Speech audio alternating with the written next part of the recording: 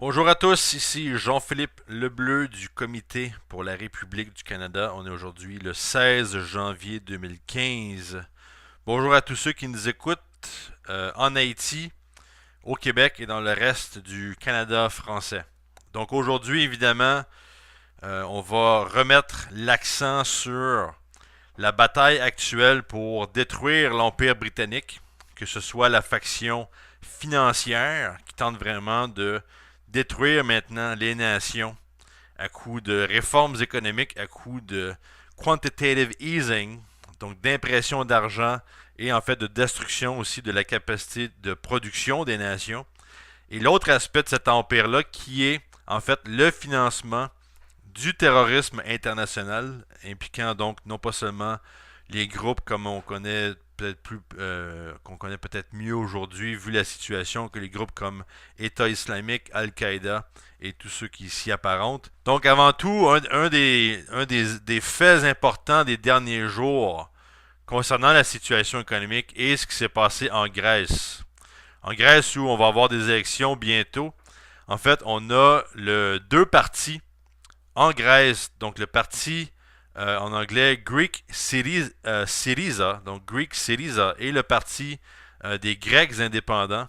En fait, on fait la manchette là, de plusieurs médias en Europe parce qu'ils ont fait un appel à une conférence sur la dette européenne. Donc une conférence qui sera en fait similaire à la conférence qui a eu lieu en 1953, donc qu'on appelait la conférence de l'accord sur la dette, une conférence qui a eu lieu à Londres et qui visait en fait à réorganiser la dette de l'Allemagne, donc la dette de l'après-guerre. Évidemment, ça crée tout un émoi parce que ce qui est important là-dedans, c'est que en fait, on démontre quel est le véritable problème. Beaucoup de gens parlent de la dette de la Grèce, comme quoi la Grèce est dans une crise économique et que la Grèce a un gros problème. Et en fait, les Grecs et comme nous ici au CRC, on comprend que le problème n'est pas simplement la Grèce, c'est l'Europe au complet. C'est le système de l'euro qui est pourri de l'intérieur.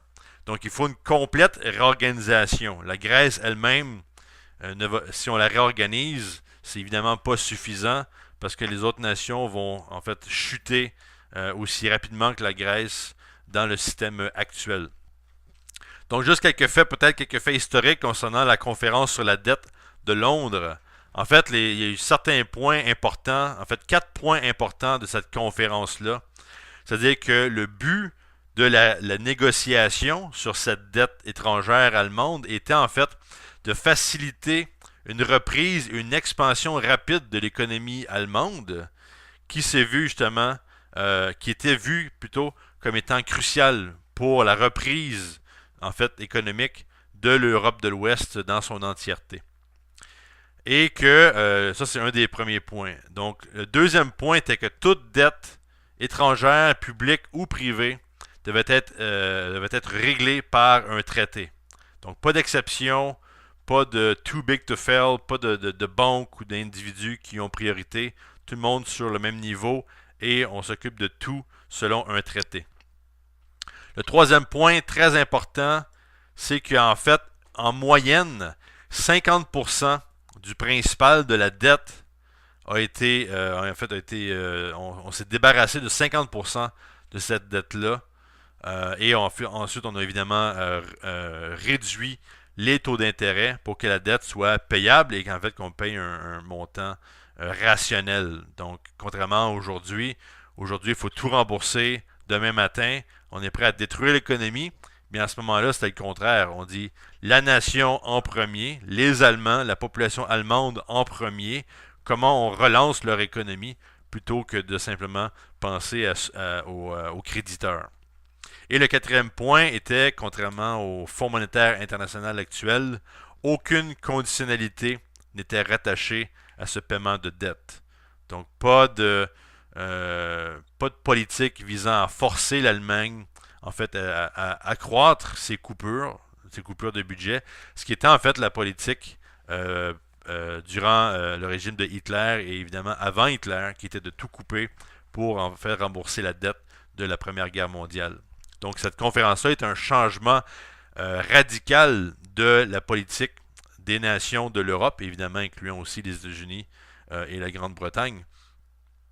Donc aujourd'hui, on parle justement de ramener ce principe et de dire au nom en fait de la population grecque et au nom de la population de l'Europe, on doit avoir cette conférence internationale à travers l'Europe pour se débarrasser de cette dette qui est en fait qui va devenir le cauchemar des nations de l'Europe si justement on n'arrive pas à réorganiser cette dette de manière rationnelle. Donc, fait très important, et c'est évidemment un fait qui a fait réagir beaucoup Wall Street, parce que les gens, évidemment, veulent que la Grèce poursuive ses politiques de coupure. On veut continuer la politique d'hyperinflation visant à imprimer de l'argent pour sauver le système financier. Et aux États-Unis, en fait, aux États-Unis, on voit aussi un certain sens de cette bataille dans les événements récents, notamment la réintroduction par la membre du Congrès Marcy Kaptur, qui est une démocrate, si je me rappelle bien, qui est une démocrate de l'Ohio, exact, qui aurait introduit en fait la législation Glass-Steagall, maintenant nommée la résolution du Congrès 381. Donc, qui vise en fait à ramener la législation de Franklin Roosevelt, qui visait justement à séparer les banques en activité, donc les banques commerciales d'un côté, les banques d'investissement de l'autre côté, et qui n'ait plus ce qu'on appelle d'inceste financière.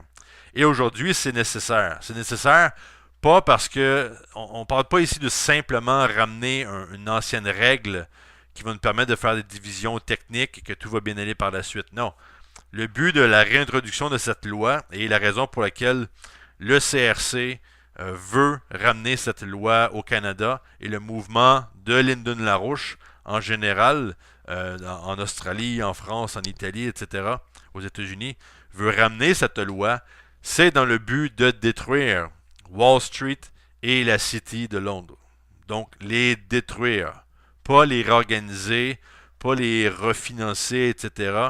Détruire cette espèce de blob impérial britannique, donc qui est un cadeau légué par l'Empire britannique aux États-Unis lors de leur révolution contre les pouvoirs britanniques. Donc, de détruire ce système-là et de vraiment revenir à un système où la créativité humaine est mise en premier. Donc, développement scientifique et technologique, développement des infrastructures, développement spatial, développement de fusion nucléaire, donc tout ce qui est nécessaire pour le développement de la population, et de mettre Wall Street et leurs institutions en faillite et s'en débarrasser pour de bon. Et donc, justement, Wall Street aussi contre-attaque en introduisant la résolution 37, donc House Resolution 37, qui, elle, vise plutôt à, en fait, réintroduire différents mécanismes pour poursuivre les fameux bail-out et les fameux bail-in, visant en fait à utiliser l'argent du gouvernement et de la population afin de sauver un système financier en faillite. Donc, ça, c'est le premier aspect de cet empire-là. C'est un empire financier et qui est encore très actif et que maintenant plusieurs nations sont en train de combattre directement. L'autre aspect de cet empire est ce dont on parle déjà depuis vendredi dernier de manière très directe, c'est en fait l'aspect impérial, donc les institutions impériales qui vont financer, parrainer et en fait recruter des gens dans le terrorisme international, notamment les factions islamistes, État islamique, Al-Qaïda, etc. Mais ça s'étend beaucoup plus loin. On l'a vu récemment, on a des cellules de ce genre autant en France qu'au Canada. On a des gens qui voyagent pour justement financer le terrorisme ou y participer directement en tant que soldat ou plutôt que mercenaire. Donc des gens qui peuvent aussi commettre des actions dans des pays développés, comme on l'a vu avec les attentats contre Charlie Hebdo ou les attentats à Ottawa le 22 octobre dernier et à Québec au Québec le 21 octobre précédemment. Donc, dans le but, en fait, de contrer cette politique-là, on a parlé récemment, en fait, d'une entrevue qui a été donnée par Jeffrey Steinberg lors du dernier webcast du mouvement Larouche, donc le Larouche PAC aux États-Unis, dans lequel, selon M. Larouche, M. Steinberg, qui est un des éditeurs du magazine Executive Intelligence Review et membre du mouvement Larouche, en fait, élabore et donne, selon M. Larouche, la meilleure analyse existante sur le terrorisme international et quoi faire pour le contrer. Cependant, avant d'aller dans ce sujet-là, je voulais parler à nos auditeurs, en fait, de quelque chose de très important qui est en fait ce que M. Lyndon LaRouche a dit dans un discours du 3 janvier 2001, donc quelques mois avant les attentats du 11 septembre 2001 à New York et au Pentagone, donc à Washington. Donc un discours très prophétique. Et en fait, c'est un discours qui donne vraiment une bonne idée de en fait comment on peut analyser ce genre de situation-là et comment on peut prévoir ce type d'action et comment M. Larouche aussi l'a prévu à l'époque. Donc, dans son discours, enfin, on se rappelle qu'en janvier 2001, on venait d'avoir un nouveau gouvernement qui était le gouvernement avec George Bush Jr. Et dans son discours, M. Larouche prend beaucoup de temps pour vraiment bien expliquer la situation économique de l'époque, de 2001. Parce qu'on se rappelle que dans les années 2000, on avait des mouvements populaires qui se soulevaient contre la mondialisation, donc contre le système économique de cheap labor, donc un système qui abuse de l'humanité, et évidemment contre les politiques de spéculation et les politiques financières à outrance associées à tout ça. À l'époque, on avait un des grandes arnaques de l'histoire de l'économie mondiale qui était ce qu'on appelait la bulle de l'an 2000. Donc on avait supposément des ordinateurs en l'an 2000 qui allaient cesser de fonctionner à cause de leur système digital interne qui, à l'arrivée de l'an 2000, l'ordinateur allait tout resetter. Donc il y aurait des problèmes techniques immenses. Et donc, les nations, les institutions privées ont investi évidemment des centaines de milliards de dollars dans le but de générer une espèce de bulle qu'on associait en fait à ce qu'on appelait la nouvelle économie. Donc, au lieu d'avoir des fermiers, au lieu d'avoir des ingénieurs, des gens de la construction, on avait la nouvelle économie, qui était en fait des gens, des compagnies avec 2 ou 3 personnes assis devant des ordinateurs, qui faisaient des publicités, qui faisaient des sites web. Et ces compagnies-là sont devenues en fait des compagnies multimillionnaires en l'espace de quelques semaines, où on avait la bulle avec les compagnies comme Amazon, Google, Yahoo, etc. Donc évidemment, une économie aucunement reliée à la production des nations. Donc un simple service qui était devenu une espèce de panacée où les gens ont fait en fait des sommes, ont ramassé des sommes d'argent immenses. Donc on a eu en fait donc cette injection d'argent dans le système financier a permis de sauver le système financier pendant au moins quelques mois. En fait, juste pendant le temps où on avait les élections aux États-Unis et où George Bush est devenu le président des États-Unis avec son vice-président Dick Cheney. Donc, M. Larouche continue d'élaborer, en fait, sur cette bulle spéculative et, en fait, comment, en fait, on avait créé une nouvelle bulle, mais qui était déjà en train d'exploser. Donc, c'est une bulle à très court terme. Donc, comme on disait, qui visait juste à sauver les États-Unis durant la période des élections présidentielles. Et M. Larouche continue son analyse en disant que ça, c'est très, très similaire à ce qui s'est passé en Allemagne en 1923, où en fait le Reichsmark a perdu, en fait, avait une valeur incroyable. En fait, il y avait une telle hyperinflation. En fait, c'est plutôt le contraire. La valeur du Reichsmark avait chuté tellement bas que les gens devaient aller acheter du pain. Ils avaient en fait des brouettes pleines d'argent pour en fait acheter un pain à plusieurs milliards de Reichsmark, c'est complètement ridicule. Mais donc, la politique hyperinflationniste qui datait en particulier là, de 1918 en Allemagne, visant en fait à payer les dettes de l'Allemagne, les dettes qu'elle avait encourues durant la Première Guerre mondiale et en fait payer aussi la dette des nations, des alliés comme l'Angleterre et les États-Unis et la France. Donc cette explosion du système-là, en fait, de créer des conditions horribles qui ont permis en fait l'arrivée du régime de Adolf Hitler par la suite. Donc encore aujourd'hui, on est là, on imprime de l'argent. À l'époque, on avait Alan Greenspan qui était le gouverneur de la Réserve fédérale américaine et donc qui avait déjà commencé, en fait, à l'an 1988 exactement, avait déjà commencé à imprimer énormément d'argent pour stimuler le domaine financier, l'économie financière, donc la spéculation, etc. Et déjà à l'époque, on avait aussi la création d'une bulle immobilière. On avait une hyperinflation notable. On parle de certains produits pouvant monter de 20 à 30% en un espace très rapide. Euh, en fait, cette politique-là était en fait une politique de destruction de la production. Donc, on a laissé tomber les producteurs automobiles, on a laissé tomber les agriculteurs, on a laissé tomber les ingénieurs, les gens de la construction, etc. Et ça avait commencé en fait en 1979 avec l'administration Jimmy Carter et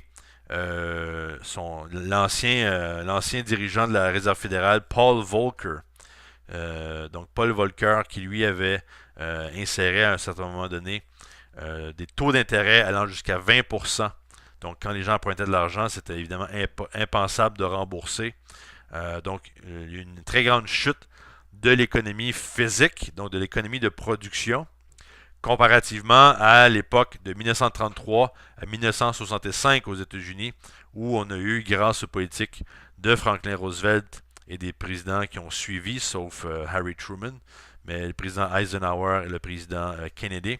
Donc on a eu une reprise, on a eu un développement économique profitable, donc qui était un bénéfice, donc on avait un profit, un véritable profit physique économique, mais par la suite, les choses se sont gâtées. Et les États-Unis sont devenus, plutôt que d'être une nation ayant justement le plus gros centre de production au monde, mais les États-Unis sont devenus un importateur. Donc, et c'est là où toute l'idée de mondialisation, l'idée de cheap labor a commencé à vraiment prendre beaucoup de place. Et en fait, les États-Unis, déjà en l'an 2001, avaient un déficit d'environ 600 milliards de dollars. Donc, c'est énorme. Et ce déficit-là, évidemment, n'a pas arrêté. Donc, on avait une situation où les États-Unis devaient emprunter de l'argent, devaient en fait offrir aux nations comme la Chine et d'autres nations d'investir aux États-Unis avec des taux d'intérêt très favorables, dans le but justement de garder la spéculation en vie et de donner une fausse allure de développement économique à cette époque-là. Donc évidemment, aucun développement économique, mais le PIB, les statistiques en général étaient manufacturées pour donner un sens ou un faux sens de développement économique. Comme quoi les États-Unis étaient dans une bonne position, il n'y avait aucun problème. Donc, M. Larouche continue donc tout un discours là-dessus, un discours très important, dans lequel il va aussi évidemment élaborer sur certaines solutions dont on va parler plus tard aujourd'hui. Mais encore là, il faut garder le sens qu'il y a un lien entre ce qui s'est passé en l'an 2000, en 2001, et ce qui s'est passé à l'époque en 1923, où vraiment la chute de l'économie allemande, l'hyperinflation a détruit l'économie et qui a créé les conditions pour en fait des gens comme Adolf Hitler pour prendre le pouvoir. Donc, et plus tard dans son discours, M. Larouche en fait répond à une question, et c'est là le point principal auquel je voulais vous amener, mais je vais donner un peu un sens de ce qu'il disait. En fait, il y a une question sur un, un- un terme que M. Larouche a utilisé qui s'appelle la stratégie sudiste aux États-Unis. Donc, évidemment, une stratégie où le Ku Klux Klan reprend le dessus des politiques aux États-Unis. Ce que M. Larouche avait appelé la stratégie sudiste de Richard Nixon. Donc déjà à ce moment-là, on avait des problèmes avec cette stratégie. Et donc, il faut se rappeler aussi qu'en 2001, on a l'arrivée de George Bush Jr. avec son équipe de conseillers, des gens qui sont connus et reconnus justement comme étant des gens associés à un principe dont on a parlé il y a quelques émissions, le PNAC, donc qui voulait dire le Project for a New American Century, donc un projet pour le nouveau centenaire américain, qui visait en fait à créer les États-Unis et en fait à déstabiliser les autres nations, à garder un pouvoir économique sur les autres nations et empêcher tout développement à l'extérieur. Donc vraiment une politique de dictature et de création de conflits visant à générer des politiques en fait de loi martiale, donc des politiques d'urgence politique. Donc en 2001, ce qui est arrivé, la première des choses, c'est que la présidence de Bush Jr. avait proposé, avait en fait nommé comme option un certain John Ashcroft à la position de Attorney General, donc le juge général américain. Donc quand M. Larouche a entendu parler de ça, il a dit ça y est, c'est la stratégie sudiste, c'est le Ku Klux Klan qui revient faire des siennes. Il a même été jusqu'à dire que la nomination de pareilles personnes, comme John Ashcroft, est vraiment une insulte au Congrès. Et si les démocrates du Congrès capitulent devant cette nomination-là, donc s'ils sont d'accord avec ça et ne la repoussent pas, donc ensuite le Congrès est fichu. Et là, M. Larouche réitère ce qui s'est passé en Allemagne en 1933, où à cette époque-là, on avait un juriste du nom de Carl Schmitt qui en fait élaborait une théorie intitulée en allemand le Führerprinzip, qui était l'idée qu'on connaît peut-être plus aujourd'hui, mais qui était la même idée qui a aidé à Hitler à prendre le pouvoir, qui était l'idée que dans un moment d'urgence, il faut donner tous les pouvoirs aux dirigeants. On ne peut pas se permettre de dialoguer, on ne peut pas se permettre de perdre du temps. Il faut que tous les pouvoirs soient dans une même personne. Évidemment, à travers cette discussion-là, plus tard, donc le 28 février 1933, le Parlement allemand a brûlé. Donc on a eu un agent, en fait, un agent hollandais qui a mis le feu au Parlement. Mais les nazis qui étaient au pouvoir à ce moment-là ont dit ah ah, on va blâmer ça sur les communistes, ce qu'ils ont fait. Et par la suite, on a vu la naissance de l'acte ou le décret d'urgence qui a donné les pleins pouvoirs à Hitler. Ce qui a suivi en fait une politique d'assassinat. Donc beaucoup de membres du Parti communiste sont morts. Donc une vraie loi martiale et aussi une politique de long couteau, c'est-à-dire une politique d'assassinat politique s'en est suivi. Euh, et, et le problème dans tout ça, c'est que la population allemande à l'époque se doutait qu'Hitler voulait les mesures d'urgence, mais personne n'y croyait. Tout le monde disait non, non, Hitler, il va quand même pas faire ça, ce serait ridicule. Et pour certaines personnes, en fait, les gens disaient au début, c'est pas vraiment une politique de dictature, il faut simplement dire Yavol à M. Hitler et c'est tout. Mais évidemment, par la suite, on a vu que c'était pas du tout le cas, c'était une véritable politique de dictature qui a commencé avec une politique d'euthanasie sur la population allemande et qui a suivi par la suite là, avec les camps de concentration, la guerre et la destruction de l'Europe, la tuerie qui est la Deuxième Guerre mondiale, comme on le connaît, avec des dizaines de millions de morts, 6 millions de juifs, une vingtaine de millions de Russes, etc. Donc, M. Larouche, en fait, est en train de dire que c'est ça qui revient avec John Ashcroft et l'administration Bush. Donc, je vais vous donner une citation ici du discours de sa réponse où il dit, je cite, ce que vous allez avoir maintenant avec une administration Bush qui est frustrée, donc frustrée dans le sens où si les démocrates tiennent tête à George Bush, donc avec cette administration Bush qui démontre la frustration, donc si cette administration-là veut prévenir l'opposition, donc ils vont gérer, en fait ils vont poursuivre leur politique avec ce qu'on appelle une gérance de crise, crisis management.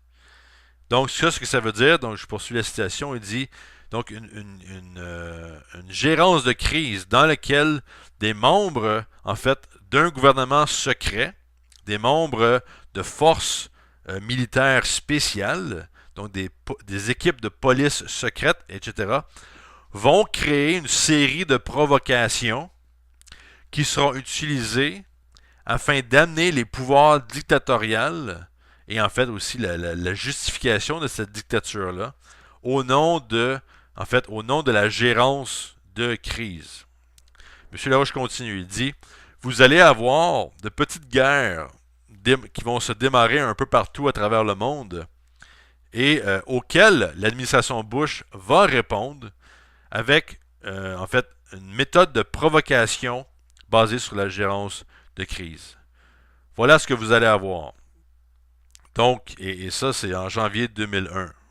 Donc, très direct, on connaît la suite. La suite étant que on a eu le 11 septembre. En fait, il y avait d'autres événements auxquels on craignait qu'il y ait ce genre de problème-là. On parlait aussi à l'époque de mobilisation, anti-mondialisation qui aurait pu mal tourner. Notamment, il y avait des manifestations de prévues. On parle du 30 septembre 2001, une mobilisation anti-mondialisation à Washington, D.C. même. Donc, il y avait un autre danger, par exemple, de factions anarchistes qui aurait pu créer une situation où l'administration Bush, en fait, une situation que l'administration Bush aurait pu utiliser pour justifier une politique dictatoriale. Mais on a eu le 11 septembre, il y a eu plusieurs facteurs, en fait, il y a eu plusieurs avertissements donnés aux États-Unis en provenance d'autres nations, dont l'Égypte, mais ces avertissements-là n'ont pas été pris en considération. On a eu le 11 septembre, mais par la suite, on se rappelle, tout de suite dans les médias, on voyait la photo de Ben Laden, on parlait de l'Irak, et par la suite, on a eu une série de guerres qui se sont poursuivies jusqu'à aujourd'hui avec la situation en Syrie, en Libye en 2012, en Ukraine, et une série d'événements déstabilisateurs, que ce soit avec la Corée du Nord, maintenant la France, on a eu au Canada avec les attentats au mois d'octobre, les attentats à Ottawa, qui ont fait un mort à ce moment-là, donc le 22 octobre.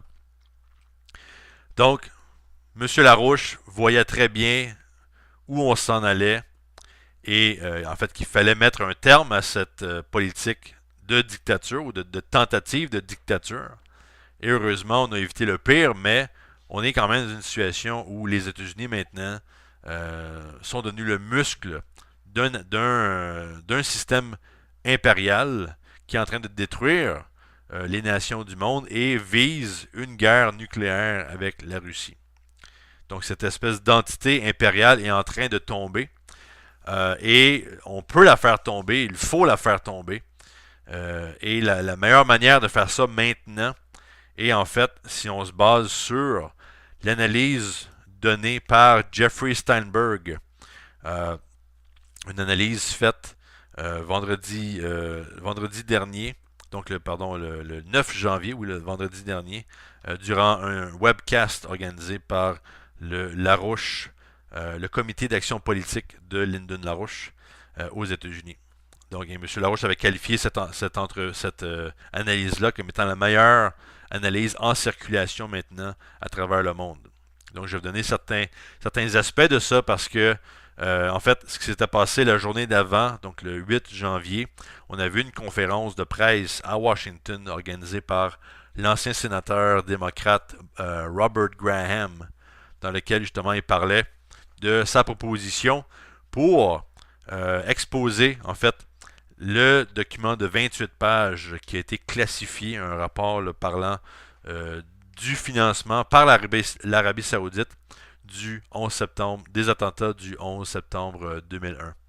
Donc, et les gens qui ont appuyé cette proposition-là se mettent d'accord pour dire que ces 28 pages-là peuvent changer les États-Unis, changer leur politique internationale et changer en fait la politique du monde vis-à-vis non seulement le terrorisme, mais vis-à-vis ceux qui les financent, donc en fait plusieurs grandes banques impliquées dans ce terrorisme-là.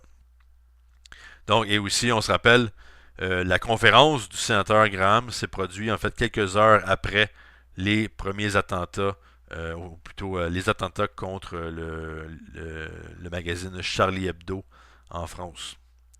Et donc, M. Graham allait jusqu'à dire que si on avait publié les 28 pages classifiées sur le 11 septembre, on aurait peut-être pu éviter justement le genre d'attentat qu'on a vu en France. Donc, M. Graham a fait un très bon travail. C'est une conférence de presse qui était très importante. Le mouvement Larouche a été le seul à mettre ça en ondes live et à circuler cette conférence-là. Très importante, aussi appuyée évidemment par beaucoup de familles des victimes du 11 septembre. Donc, dans certains détails, M. Jeffrey Steinberg parlait là, justement de l'exposition par ces 28 pages-là, du financement donné à au moins 2 des principaux terroristes qui ont pris des otages le 11 septembre. Et en fait qui expose aussi, donc M. Steinberg continue, on parle de ces 2 principaux preneurs d'otages qui ont été accueillis à Los Angeles par 2 gens qui sont des gens du renseignement saoudien. Et donc ces 2 agents saoudiens ont pris en charge ces 2 terroristes-là, leur ont donné de l'argent et leur ont permis d'avoir une formation de pilote d'avion. Les agents de service saoudiens ont reçu de l'argent en provenance en fait de la femme d'un certain prince, le prince Bandar bin Sultan, qui lui était l'ancien ambassadeur saoudien aux États-Unis, qui était récemment aussi le représentant du renseignement saoudien, donc le département de renseignement de l'Arabie Saoudite était dirigé par le prince Bandar bin Sultan. Donc on parle de la période précédant le 11 septembre 2001. On parle d'environ 50 000 ou 70 000 dollars qui avaient été donnés directement à ces agents saoudiens à partir du compte en banque personnel de l'ambassadeur saoudien prince Bandar bin Sultan. Monsieur Bandar bin Sultan était aussi reconnu en fait pour sa relation avec une certaine Margaret Thatcher et un fameux contrat d'échange ou de troc entre des avions d'attaque, des avions de combat britanniques et du pétrole saoudien. Donc on a eu un échange entre les 2 nations, donc un accord fait avec Margaret Thatcher du côté britannique et le prince Bandar bin Sultan de l'autre côté. Donc, à travers la société de défense British Aerospace Systems, donc la BAE Systems, qui en fait avait fourni un certain montant en avions d'attaque, et de l'autre côté, peut-être même beaucoup trop de pétrole à partir de 1985 jusqu'à aujourd'hui. On parle d'environ de 600 000 barils de pétrole par jour. Et cette somme d'argent-là, qui était créée par la vente du pétrole par les Britanniques, a permis de créer en fait un fonds qui aurait pu atteindre en 85 et aujourd'hui, donc sur à peu près 30 ans, une somme de 100 milliards de dollars. Et dans une biographie autorisée par Prince Bandar, donc une biographie sur lui-même, il se vante en fait de la relation spéciale entre les monarchies britanniques et saoudiennes qui ont permis de créer justement le dit fonds dans les paradis fiscaux offshore. Donc, on avait une caisse noire d'argent qui servait en fait à la guerre contre le communisme, c'est-à-dire en fait le financement des Moudjahidines en Afghanistan. Donc, les Moudjahidines donc, ont donné naissance à Al-Qaïda. Donc déjà à ce moment-là, en fait, ils s'en vantent. On a créé du terrorisme contre le communisme soviétique, mais cette entité de mercenaires, musulmans ou autres, n'a pas cessé de croître depuis ce moment-là. Donc, il y a d'autres détails dans lesquels Jeffrey Steinberg va dans certains détails, mais en fait, il y a aussi un autre événement important que je vais mentionner, qui était en fait un événement en Floride. On avait, c'était en fait M. Steinberg qui posait une question au sénateur Graham durant la conférence de presse du 8 septembre, où il parlait justement d'un incident qui avait lieu à Sarasota, en Floride, où Mohamed Atta et l'une des équipes de terroristes s'entraînaient, et aussi à Emden, en Virginie, Paterson, New Jersey et d'autres endroits comme ça. Donc, le sénateur Graham a expliqué en fait que c'est plus tard, en fait, plusieurs années après le 11 septembre, qu'on s'est rendu compte que il y avait eu une aide financière portée par un Saoudien, un prominent Saoudien riche dans la région de la Floride, qui aurait en fait pas publié, pardon, mais donné un accès financier à plusieurs terroristes. Le FBI à l'époque avait dit ne rien connaître de ce sujet-là. Et plus tard, en fait, le FBI avait, avait en fait publié à cause d'un acte, à cause d'une loi américaine qui s'appelle le Freedom of Information Act, donc le décret pour la liberté d'information, qui en fait permet après un certain temps d'ouvrir certains documents qui étaient classifiés. Et donc on s'est rendu compte que l'FBI avait en fait 80 000 pages de documents sur la situation en Floride et dans différentes autres villes, en fait d'un appui saoudien, d'un appui financier à des terroristes aux États-Unis. Donc, en fait, il y a beaucoup de choses à dire. On pourrait faire le lien aussi avec Charlie Hebdo. Donc, les responsables, en fait, un des responsables des attentats à Charlie Hebdo, un dénommé Shérif Kouachi. En fait, selon un article écrit par le Telegraph, donc un magazine britannique, donc publié le 8 janvier, on démontre que Shérif Kouachi, qui est un des auteurs de l'attaque du Charlie Hebdo, était en fait en lien avec Jamel Begal. Et Jamel Begal est un disciple direct de Abu Hamza, qui lui fréquente une mosque reconnue, en fait une mosque située à Finsbury Park, en Angleterre, qui est en fait reconnue comme un centre majeur de recrutement djihadiste, financé par l'Arabie Saoudite et protégé par l'Angleterre. Et évidemment, donc, quand on a découvert ça, mais aussi ça vous donne un peu un sens, en fait, que le monde est assez petit. Donc, il n'y a pas de terrorisme, indépendant. Ça n'existe pas vraiment. Ce qui existe, c'est un contrôle par en haut, un contrôle financier de plusieurs institutions, et la source, c'est l'Angleterre et l'Arabie Saoudite. Mais allant plus loin que ça, lorsque en mai 2014, Abu Hamza, comme on se rappelle Abu Hamza, qui était là, le maître à penser, ou le prophète, le prophète terroriste de Shérif Kouachi. Donc, cette personne-là, en mai 2014, avait expliqué que, en fait, il avait été lui-même, en fait, un intermédiaire entre les autorités britanniques et les extrémistes qui sont à Londres. Donc, en fait, la politique était que tant qu'il n'y avait pas de sang versé en sol britannique, on tolérait en fait les discours haineux et les discours brainwashants de cette personne-là, de Abu Hamza. Et là, maintenant qu'on a un problème, et bien évidemment, On verra ce que la France va faire exactement, mais on peut rapidement faire une enquête sérieuse pour voir justement quel est le rôle de l'Angleterre et de l'Arabie Saoudite dans le financement de cet acte terroriste qui a lieu en France. Et on se rappelle évidemment, c'est important de rappeler à nos auditeurs, l'attaque contre Charlie Hebdo n'a rien à voir, absolument rien à voir avec cette idée de liberté d'expression. Donc Charlie Hebdo n'a pas été la cible d'un attentat terroriste à cause de ses caricatures. En fait, ça c'est plutôt le prétexte facile pour justifier une attaque. Mais en fait, les 12 morts, l'attaque qui a créé 12 morts en France, visait en fait à garder la France dans un étau de propagande militaire contre le Proche-Orient et contre la Russie. Donc la France qui était récemment fait plusieurs initiatives visant à calmer la situation entre l'Europe et la Russie, notamment autour de la situation de l'Ukraine.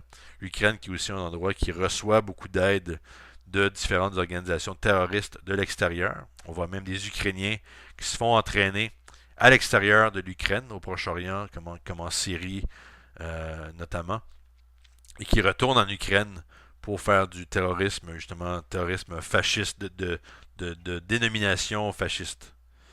Euh, donc, c'est ce qu'il faut avoir en tête, c'est que la France a tenté de changer la règle du jeu.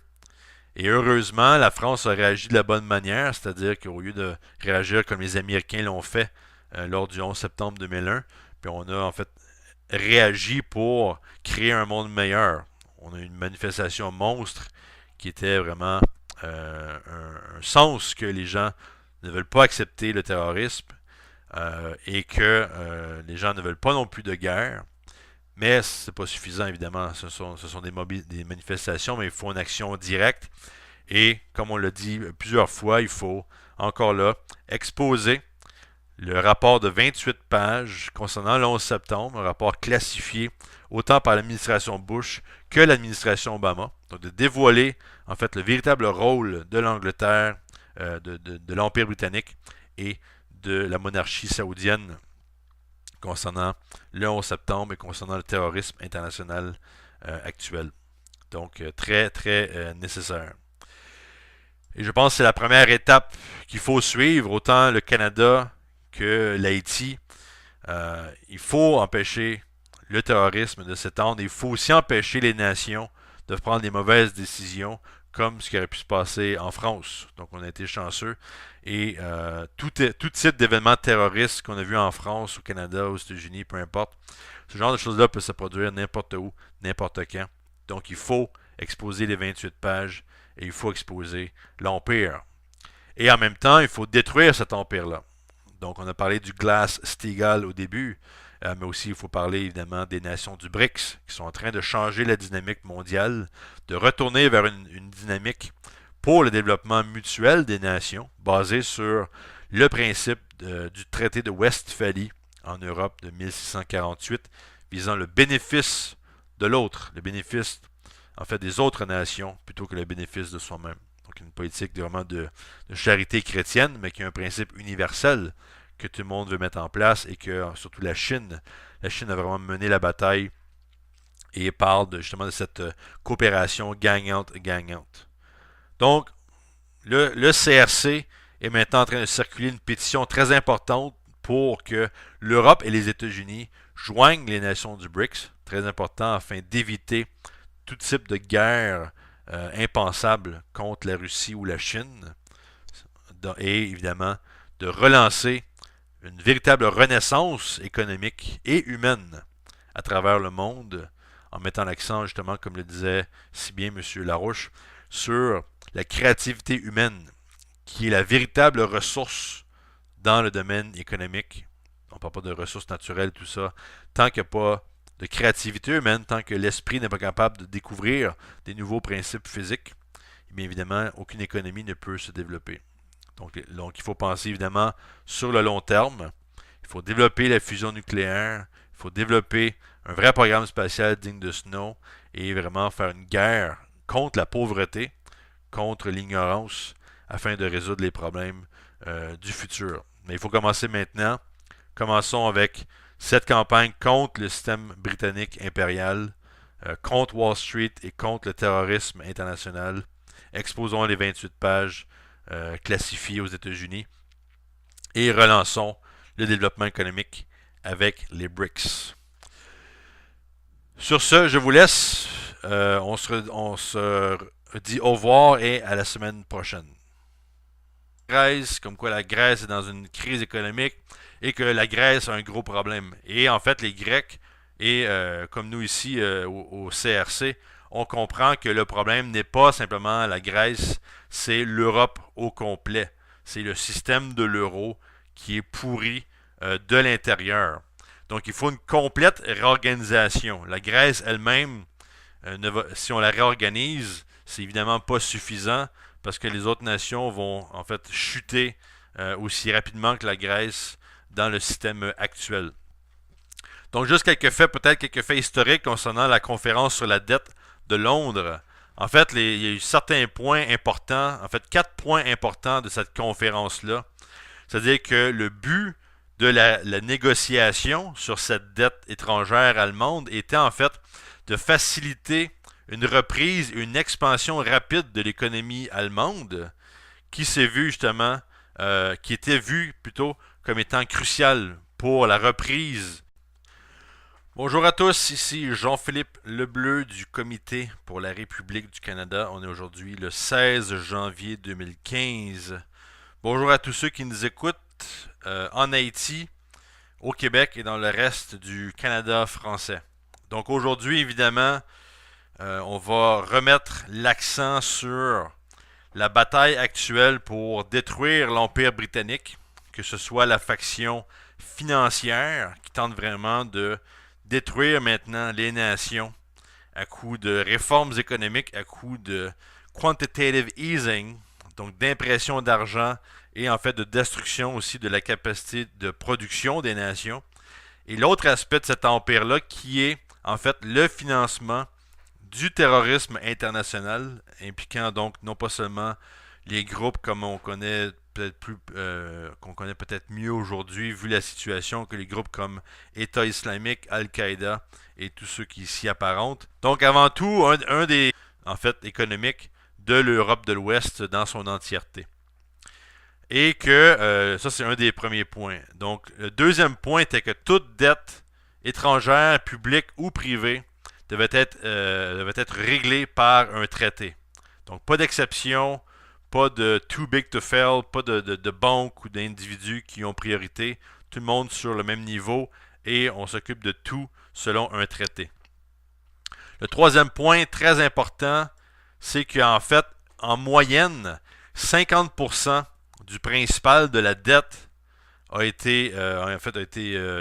s'est débarrassé de 50% de cette dette-là. Et ensuite, on a évidemment réduit les taux d'intérêt pour que la dette soit payable et qu'en fait qu'on paye un montant rationnel. Donc, contrairement à aujourd'hui, il faut tout rembourser demain matin. On est prêt à détruire l'économie. Mais à ce moment-là, c'était le contraire. On dit la nation en premier, les Allemands, la population allemande. Et un des faits importants des derniers jours concernant la situation économique et ce qui s'est passé en Grèce. En Grèce, où on va avoir des élections bientôt, en fait, on a deux partis en Grèce. Donc, le parti en anglais Greek Syriza, donc Greek Syriza, et le parti des Grecs indépendants. En fait, on fait la manchette de plusieurs médias en Europe parce qu'ils ont fait l'appel, un appel à une conférence sur la dette européenne. Donc une conférence qui sera en fait similaire à la conférence qui a eu lieu en 1953, donc qu'on appelait la conférence de l'accord sur la dette, une conférence qui a eu lieu à Londres et qui visait en fait à réorganiser la dette de l'Allemagne, donc la dette de l'après-guerre. Évidemment, ça crée tout un émoi parce que ce qui est important là-dedans, c'est que en fait, on démontre quel est le véritable problème. Beaucoup de gens parlent de la dette de la demande en premier, comment on relance leur économie, plutôt que de simplement penser aux créditeurs. Et le quatrième point était, contrairement au Fonds monétaire international actuel, aucune conditionnalité n'était rattachée à ce paiement de dette. Donc, pas de politique visant à forcer l'Allemagne, en fait, à accroître ses coupures de budget, ce qui était en fait la politique durant le régime de Hitler et évidemment avant Hitler, qui était de tout couper pour en faire rembourser la dette de la Première Guerre mondiale. Donc cette conférence-là est un changement radical de la politique des nations de l'Europe, évidemment incluant aussi les États-Unis et la Grande-Bretagne. Donc aujourd'hui, on parle justement de ramener ce principe et de dire au nom en fait de la population grecque et au nom de la population de l'Europe, on doit avoir cette conférence internationale à travers l'Europe pour se débarrasser de cette